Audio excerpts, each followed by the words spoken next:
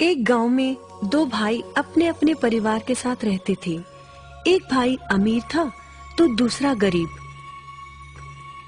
दिवाली आई, सारे गांव में खुशियां मनाई जा रही थी।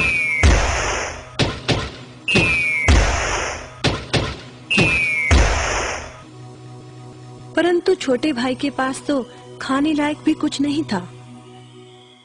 वह बड़े भाई के पास मदद मांगने गया। बड़े भाई ने दुत्कार कर बैरंग वापस भेज दिया। बेचारा उदास लौट रहा था कि रास्ते में एक बूढ़ा दिखाई दिया।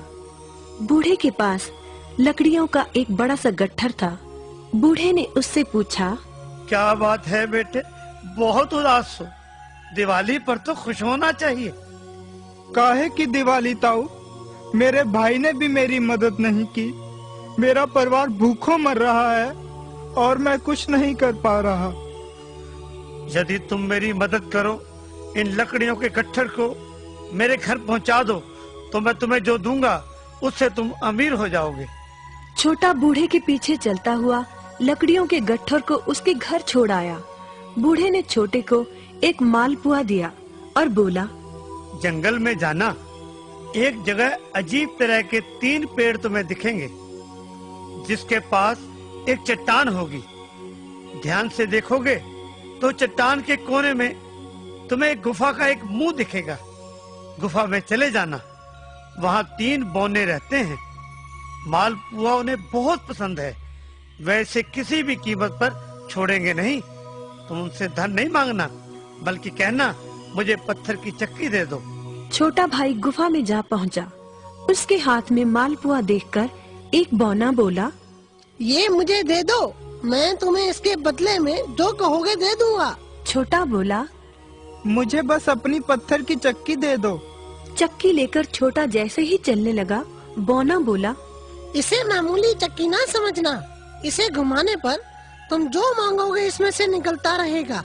इच्छा पूरी होने पर इस पर लाल रंग का कपड़ा डाल देना, सामान बनना बंद हो जाएगा। चक्की लेकर छोटा भाई घर पहुंचा। पत्नी और बच्चे भूखे थे। उसने कहा, यहाँ पर एक कपड़ा बिछाओ। कपड़ा बिछाकर चक्की उसके ऊपर एक किनारे रखकर छोटे ने चक्की चलाई और बोला, चक्की चक्की चावल निकाल।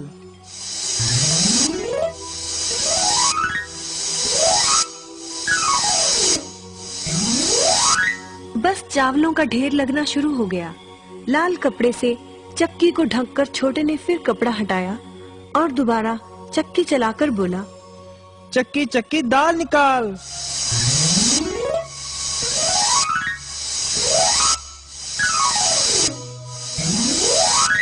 ढेरों दाल निकलती रही। थोड़ी देर बाद छोटे ने चक्की को ढक दिया।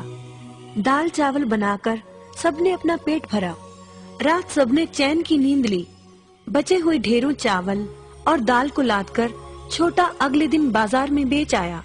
वापस आकर उसने फिर वही क्रम अपनाया और इस बार ढेरों गेहूं, चावल, भिन्न भिन्न दालें चक्की की मदद से निकाली और बेचकर ढेरों पैसे कमा आया। दिनों में ही वह अपने भाई से भी ज्यादा अमीर हो गया। चक्की की मदद से कभी घी, कभी तेल, कभी नमक, कभी मसाले, कभी बादाम, कपास, जो चाहे उसे प्राप्त होता रहता था। बड़ा भाई उसकी खुशहाली से जलने लगा।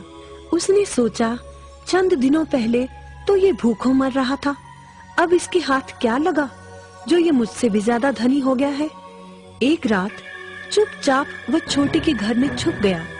सारा भेद उसके आगे खुल गया। अगले दिन जब छोटा बाजार सामान बेचने गया था, तो बड़ा भाई छोटे के घर पहुंचा और उसके घर से चक्की चुरा कर ले आया और अपने परिवार को लेकर दूर कहीं टापू में जाकर बसने के इरादे से घर से चल पड़ा। समुद्र किनारे पहुंचकर उसने एक नाव खरीदी। सभी उसमें बैठ गए और नाव में बैठकर टापू की ओर चल दिए।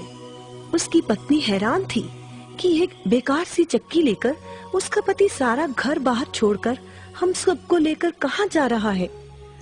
बड़े भाई ने पत्नी की जिज्ञासा शांत करने के लिए चक्की को घुमाया और बोला, चक्की चक्की नमक निकाल।